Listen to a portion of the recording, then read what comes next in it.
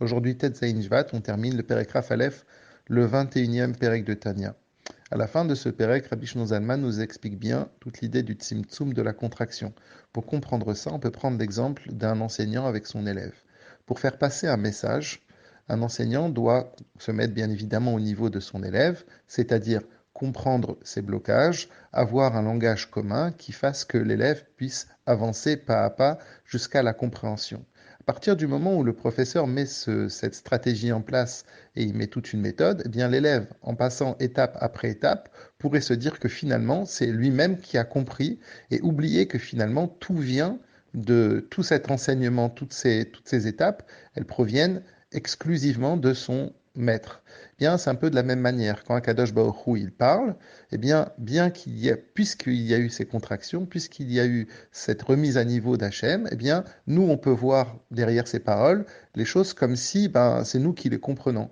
Quand derrière la lumière, on voit vraiment de la lumière comme une existence propre, comme une existence qui est indépendante d'Hachem, on a oublié qu'en vérité, cette lumière, ce or, il est lié encore avec la parole d'Akadosh Baruch Hu qui dit Yehi or. En fait, il n'y a que Hachem, comme l'exemple du maître avec l'élève. Donc ça, c'est la première chose. Deuxième chose, dans l'idée de la contraction que Rabbi Shlomo Zalman nous dit, c'est que, en fait, quand le maître enseigne, il n'y a personne qui censure le maître. Même les filtres que l'enseignant met en place, elles proviennent de lui-même, de l'enseignant. Et donc, en fait, finalement, le sens du message qui passe, il est exactement le même avant le filtre et après le filtre, puisque finalement, qui est-ce qui se met à niveau? C'est le maître qui se met à niveau. Un peu de la même manière, on peut comprendre par rapport à Kadosh Baruch Hu, on dit qui Hachem ou à Elohim. Hachem, ça veut dire Dieu qui est révélé, Yud-Ke Vav-Ke, c'est-à-dire Dieu dans sa puissance sans contraction. Mais on dit Hachem ou à Elohim. Dieu, c'est quoi? C'est Elohim. Elohim, c'est la nature, c'est Dieu tel qu'il s'habille après s'être contracté. Et donc finalement, derrière toute cette nature, derrière toutes ces contractions, il y a qu'Akadosh Baruch Hu.